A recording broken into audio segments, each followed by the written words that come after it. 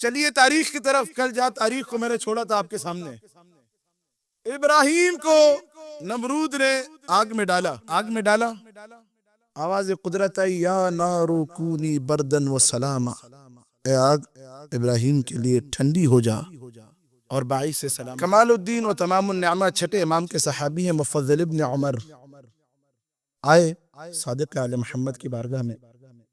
کہ مولا آپ کے جد چوتھے امام سے سن رکھا ہے کہ آپ کے قائم میں وہی صفات ہوں گی جو ابراہیم کے اندر تھی, کیا مطلب ہے اس کا؟ کہ جب توجہات ہیں آپ حضرات کی, مجھے اندازہ ہے آپ نہیں سنتے مہدی میری, آپ خدا آپ کو شاد و آباد رکھے, دل شکنی نہیں کرنی, آرام سے پیش کر رہا ہوں. کہ اس کا مطلب یہ کہ جب مہدی کا ہمارے ظہور ہوگا نا, کعبہ سے ظہور فرمائیں گے, کہ اصفہان سے ایک انسان آئے گا. کہاں سے؟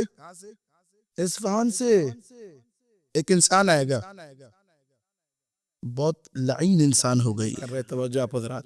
اصفہان سے آئے گا ایک انسان, مفضل ابن عمر کی روایت, صحیح السند, سند علائی, کمال الدین و تمام النعمہ شیخ صدوق بحار کے اندر علامہ مجلسی نے نقل کیا. یہ آ کے کہے گا کہ هل انت مہدی, کیا آپ مہدی ہیں؟ سرکار قائم علی محمد کہیں گے نعم انا المہدی, میں ہی مہدی ہوں. یہ کہے گا اگر مہدی ہیں تو وہ معجزات جو خدا نے ابراہیم کو دیا تھا, ہائے ہائے ہائے ہائے ہائے, کہ مہدی ہیں آپ؟ نعم نعم. کہ وہ معجزہ جو خدا نے ابراہیم کو دیا تھا وہ مجھے دکھائیے. کیا معجزہ؟ کہ ابراہیم کے لیے تو آگ گلزار ہوئی تھی. جو اگر آپ مہدی ہیں, خاتم الاوصیاء ہیں, تو آپ بھی کوئی ایسا کرشمہ کر کے دکھائیے. حکم امام زمانہ مفضل ابن عمر کی روایت ہے چھٹے امام سے, حکم امام زمانہ سے ایک آگ لگائی جائے گی, طویل آگ, لکڑیاں لا کے ڈالی جائیں گی, اور سارے خدا کی قسم ظہور کے بعد عاشقان مہدی دیکھیں گے امام زمانہ اس آگ کے اندر قدم کو رکھیں گے, اور جیسے خدا نے آگ ابراہیم کے لیے گلزار بنائی تھی ویسے ہی مہدی کے لیے بھی گلزار کرے گی. صلوات پڑھیے محمد علی محمد پر. صلی علی محمد ہے میرے سر. مہدی کے لیے بھی آگ کو خدا گلزار بنائے گا. فضل ابن عمر کی روایت. تاریخ میں ملتا ہے جب ابراہیم کے لیے آگ گلزار بن گئی, نمرود کو بڑی شرمندگی, شکست تو پہلے ہی کھا چکا تھا وہ. اس نے کہا کہ ابراہیم نکل جائیے شہر بابل سے, شہر کوسا سے. کوسا یا بابل, بابل شہر تھا اسی کے اندر. کوسا کا رہنے والا یہ نمرود تھا. تھوڑی تاریخ کی باتیں بیدار ہمتن گوش ہو کے آپ نے سماعت فرمانی ہے, اور کیونکہ باتیں اتنی اہم ہیں تو میں ایسے تو نہیں پڑھوں گا. آپ سے گزارش ہے کہ ایک مرتبہ بلند آواز سے درود پڑھ دیجئے محمد اور آل محمد پر. صلی علی محمد. کا نکل جائیے ابراہیم جناب سارہ کے ساتھ بابل سے نکلے, آئے کہاں پہ؟ شہر موصل میں, آج ہی موجود ہے عراق کے اندر.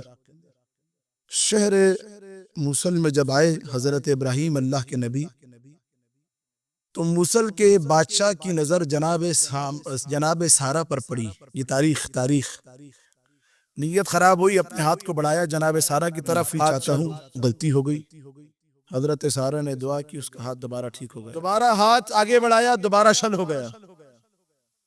ندامت کا احساس ہوا, کہ معافی چاہتا ہوں, حجیسی کا معافی چاہتا ہوں, ہاتھ دوبارہ ٹھیک ہو گیا. نیت خراب ہوئی, دوبارہ ہاتھ آگے بڑھایا, ہاتھ چھل ہو گیا, دوبارہ معافی مانگی. حضرت سارہ نے دعا کی, اس بادشاہ کا ہاتھ ٹھیک ہو گیا. بادشاہ کی بیٹی تھی, مجھے اندازہ ہے آپ نے اس انداز میں تاریخ کو نہیں سنا, بیٹی تھی, نام تھا ہاجر. ہائے ہائے ہائے ہائے, جملہ آرام سے کہوں گا, آپ کی بیدار سماعتوں کے حوالے کرنے لگا ہوں. اس بادشاہ نے اپنی بیٹی کو بلایا اور جناب سارہ کے حوالے کر دیا, اور کہا کہ میری بیٹی اس دربار میں شہزادی بن کے رہے, اس سے بہتر ہے سارہ کی کنیز بن کے رکھ. اللہ اکبر. اس سے بہتر ہے سارہ کی کنیز بن کے رہے. حوالے کر دیا اپنی بیٹی کو جناب سارہ کے, اور پھر حکم دیا کہ آپ تینوں, جناب ابراہیم, جناب سارہ, جناب ہاجر, یہ موصل کا شہر چھوڑ کے چلے جائیے. ہم آپ کو دیکھ نہیں سکتے۔ اللہ کے نبی اپنی 2 بیویوں کے ساتھ موصل سے سفر کیا، سیدھا آئے فلسطین کی طرف۔ توجہ توجہ توجہ، فلسطین کو آباد کرنے والوں میں حضرت ابراہیم کا نام ملتا ہے آج بھی تاریخ میں۔ فلسطین آئے، فلسطین آنے کے بعد دل ابراہیم میں تمنا اٹھی بیٹے کی، اولاد کی۔ حضرت سارہ کی حالت ایسی تھی اس وقت کہ ان سے حضرت ابراہیم 80 برس کے، حضرت سارہ 45 برس کی، کہ اس وقت ولادت کی ان سے کسی قسم کی امید نہ تھی۔ اور حضرت سارہ کو جب یہ پتا چلا کہ دل ابراہیم میں اولاد کی تمنا ہے تو حضرت ہاجر سے کہا کہ ابراہیم کی اس تمنا کو آپ پورا کیجئے۔ خدا نے حضرت ہاجر سے ابراہیم کو اسماعیل جیسا بیٹا عطا کیا، جناب اسماعیل کی ولادت ہوئی۔ اب حضرت ہاجر کنیز بن کے آئی تھی، لیکن نبی کو نبی دیا، اپنے اوپر فخر کرنے لگی۔ حضرت سارہ کو یہ کیفیت دیکھ کے بڑی تکلیف اور بڑی اذیت ہوئی، اور حضرت سارہ نے تکلیف کے عالم میں کہا کہ میں جناب ہاجر سے اس بات کا انتقام ضرور لوں گی، اب میں ہاجر کو چھوڑوں گی نہیں، اور جسم کا کچھ حصہ حضرت ہاجر کا میں کاٹ دوں گی۔ توجہات ہے، کیا سن رہے ہیں آپ حضرات؟ یہ تاریخ ہے، وہ تاریخ جو شیعیان حیدر کرار کے پاس ہے کہ میں ہاجر کے جسم کا کچھ حصہ ضرور کاٹوں گی۔ حضرت ہاجر کو اس پتہ چلا اس بات کا تو خود جناب سارہ کے پاس آئی اور کہا کہ دیکھیے بی بی، میں ٹھہری آپ کی کنیز، اور آپ نے یہ نظر کر لی ہے کہ میرے جسم کا کچھ حصہ کاٹیں گی، تو ایک کام کیجئے، آپ میرے کان کی یہ جو 2 لبیں ہیں ان کو کاٹ دیجئے، اس طرح آپ کی نظر جو ہے وہ بھی پوری ہو جائے گی اور آپ کو جو اذیت ہے اس کا حل بھی آپ کو مل جائے گا۔ حضرت سارہ نے حضرت ہاجر کے کان کے دونوں لبوں، اور جب لب دونوں کی دونوں جو لبیں تھی جب کٹ گئی تو حضرت ہاجر نے ان لبوں میں گوشوارے ڈال دیے۔ آج خواتین جو کان میں گوشوارے ڈالتی ہیں یہ حضرت ہاجر کی سنت ہے۔ اب جب بھی حضرت ہاجر جناب سارہ کے سامنے سے گزرتی تھی تو حضرت سارہ کو گوشوارے دیکھ کے بڑی تکلیف ہوتی تھی کہ یہ لبیں تو میں نے کاٹی ہیں۔ بلایا اللہ کے نبی کو، کہا آپ اپنے بیٹے اور اپنی زوجہ کو لے کے چلے جائیے، یہ منظر ہم سے دیکھا نہیں جاتا۔ لیا نبی اللہ ابراہیم نے حضرت ہاجر اور جناب اسماعیل کو اور لے کے نکلے اور آئے اس وادی میں کہ جس کو قرآن کے اندر بواد غیر ذی زرع، مکہ کی وادی میں لے کر آئے، جہاں پہ نہ کسی قسم کی کاشتکاری نہ زراعت، کچھ بھی نہ تھا، لے کر آئے۔ اور کچھ دنوں کے بعد پھر حکم پروردگار سے حضرت ابراہیم اسی میدان میں صحرا کے اندر جہاں کچھ پہاڑیاں، کچھ پہاڑ، چٹیل زمین، کچھ بھی نہیں، زراعت کا سامان، حضرت ہاجر کو چھوڑ کے جانے لگے تو حضرت ہاجر نے ہاتھوں کو جوڑ دیا، کہا یا نبی اللہ، یہ بتائیے یہ جو آپ جا رہے ہیں یہ اللہ کے حکم سے ہے یا ایسے ہی جا رہے ہیں؟ تو حضرت ابراہیم نے کہا دیکھو اللہ کے نبی اپنی مرضی سے کچھ نہیں کرتے، جو کرتے ہیں اللہ کے حکم سے کرتے ہیں۔ چلے ابراہیم ہاجر اور اسماعیل کو چھوڑ کر، جو ہاجر کے پاس نہ نفقہ تھا وہ سب کا سب ختم ہو گیا، نہ پینے کو پانی نہ کچھ۔ اب عزیزان گرامی، آپ کی بیدار سماعتوں کے حوالے جملہ کرنے لگا ہوں، کاش دامن وقت میں گنجائش ہوتی میں آپ کے سامنے مزید پڑھتا، خدا مجھے طاقت دے، انشاءاللہ بیدار ہے آپ حضرات۔ اب عالم یہ تھا کہ اسماعیل مارے پیاس کے ایڑیاں رگڑنے لگے۔ توجہات ہیں آپ حضرات کی، کہاں ایڑیاں رگڑنے لگے؟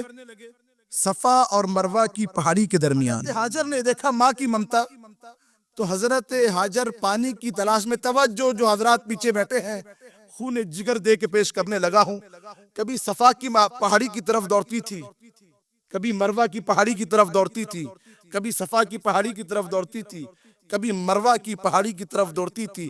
اللہ کو ہاجر کی یہ ادا اتنی پسند آئی کہ اسی رکن کو حج کا واجب رکن بنا دیا۔ توجہ ہی نہیں کیا آپ نے، توجہ ہی نہیں کی، توجہ ہی نہیں کی۔ نہیں یہ مجمع بیدار نہیں ہے، اللہ کو ہاجر کی یہ ادا اتنی پسند آئی کہ اسی ادا کو حج کا واجبی رکن بنا دیا۔ اب بھی نہیں پہنچے عزیزو، یعنی جو نبی اللہ کی مدد کے لیے پہاڑوں پہ دوڑے، اللہ اس کو سنت بنا دیتا ہے۔ جو نبی اللہ کو چھوڑ کے دوڑے، اللہ اس کا لعنت بنا دیتا۔ اللہ اکبر، درود پڑھیے محمد علی محمد پر۔ صلی علی محمد۔ تیز آواز ہے میرے ساتھ۔ جناب ہاجر کو سنائی دی، دوڑتی ہوئی آئی، کیا دیکھا کہ خدا نے اسماعیل کی ایڑیوں کے نیچے سے چشمہ جاری کر دیا ہے، اور وہ پانی ابلتا ہوا اسماعیل کے دہن مبارک سے ٹکرا رہا ہے۔ اسماعیل وہ پانی پی رہے ہیں۔ پانی اتنا تیز تھا اور اتنی تیزی سے نکلا تھا۔ ایک دفعہ درود پڑھیے محمد علی محمد پر۔ اللہم صلی علی محمد و آل محمد۔ بھی کھل گیا ہے، لیکن اس کا یہ مطلب نہیں کہ آپ کے جانے کے لیے کھلا ہے۔ آپ نے بھی ذکر محمد اور آل محمد پورا سن کے جانا ہے۔ اتنی تیزی سے پانی نکلا تھا کہ معصوم فرماتے ہیں، بہار کے اندر روایت ہے کہ اگر جناب ہاجر اس پانی کو نہ روکتی تو پانی پورے مکہ میں پھیل جاتا، بلکہ شہر مکہ دریا میں تبدیل ہو جاتا۔ حضرت ہاجر نے توجہ مجھے دیکھنا، منظر کیفیت اگر پہنچ جائے تو بتانا ہے آپ نے۔ آپ کے اٹھتے ہوئے ہاتھ، بولتی ہوئی زبانیں میری خطابت کو نہیں، عظمت اہل بیت کو سلام کریں گی۔ حضرت ہاجر نے دونوں ہاتھوں کو آگے بڑھایا اور کہا زم زم۔ عبرانی زبان کا لفظ ہے یہ، عربی کے نہیں ہے۔ زم زم، رک جا رک جا رک جا رک جا۔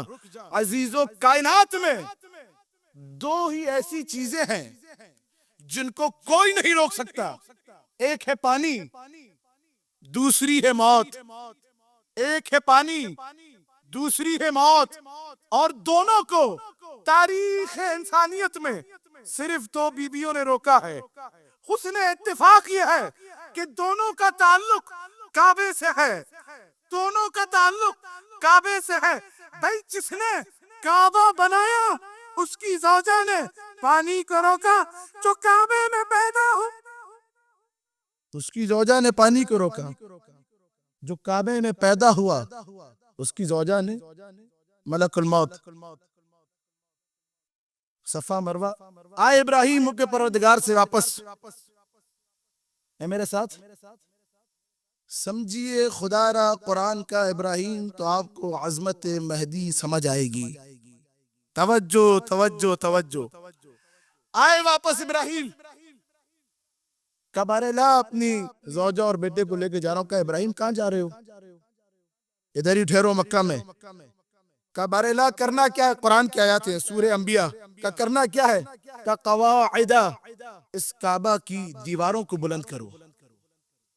توجہ، کعبہ کی دیواروں کو بلند کرو۔ لیا اسماعیل کو ساتھ، کعبہ کی دیواریں بلند ہو گئی، کعبہ کی چھت ڈل گئی۔ کعبہ بنانے کے بعد ابراہیم نے کبارے لہا،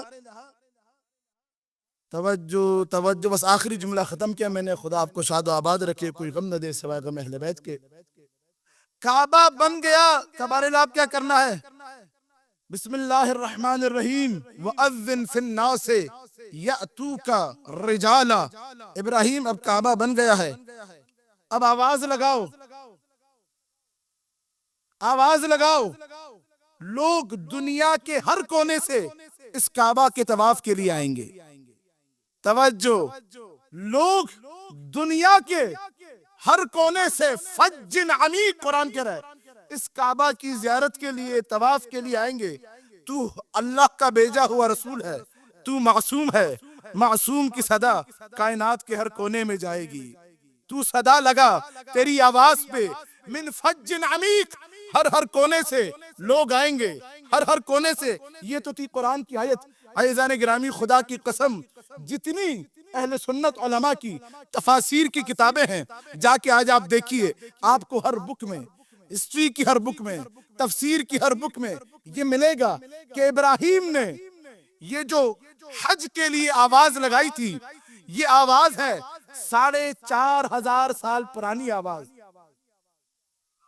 رسول اللہ سے 2,500 سال پہلے ابراہیم کی ولادت ہے۔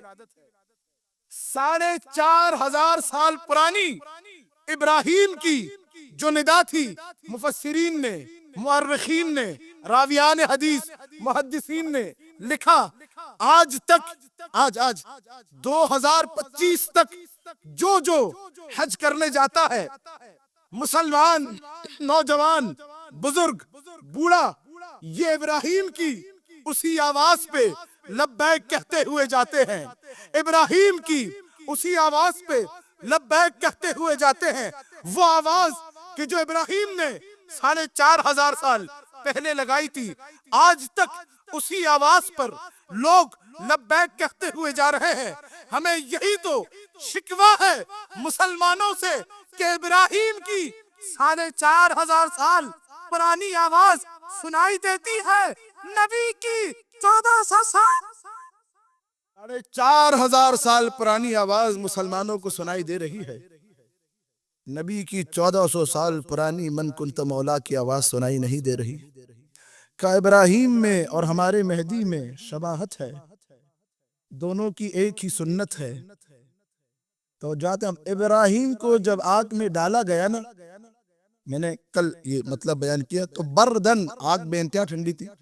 ابراہیم کے لیے چھٹے امام، پھر مفضل ابن عمر کی روایت، ابراہیم کے لیے آسمان سے ایک بہشتی کرتا آیا تھا، جس کرتے کو پہنا تھا اور جس کرتے کی وجہ سے وہ آگ سلامتی کے باعث بن گئی تھی۔ توجہ توجہ توجہ، کہ ابراہیم میں اور مہدی میں سنت یہ ہے کہ ابراہیم نے اس کرتے کو اپنی وفات کے وقت اسحاق کے بازو سے باندھ دیا تھا، پھر اسحاق نے اس کرتے کو اپنی وفات کے وقت یعقوب کے بازو سے باندھ دیا تھا۔ یعقوب نے اس کرتے کو یوسف کے حوالے کیا، اور یہ وہی کرتا تھا کہ جب مصر سے چلا تو آ کے اللہ کے نبی کی آنکھوں کو شفا دی۔ یہ وہی کرتا تھا کہ جو جب یعقوب کی آنکھوں پہ آیا تو باعث شفا بن گیا۔ نبی کے بدن پہ جو چیز آ جائے وہ باعث شفا ہو جاتی ہے، باعث تبرک بن جاتی ہے۔ چھٹے امام مفضل ابن عمر سے فرماتے ہیں کہ خدا نے اس کرتے کو عرش بری پہ محفوظ کر رکھا ہے، اور جب ہمارے مہدی ظہور فرمائیں گے تو اسی کرتے کو پہن کے ظہور فرمائیں گے، اور کائنات میں بوئے یوسف کو ہر کوئی استشمام کرے۔ صلوات پڑھیے محمد اور آل محمد پر، صلی اللہ علی محمد۔ ہمارے قائم میں اور ابراہیم میں شباہت ہے، صفت ہے۔ قرآن کا ابراہیم سمجھو تو تمہیں ہمارا مہدی سمجھ آئے گا۔ عزیزان گرامی،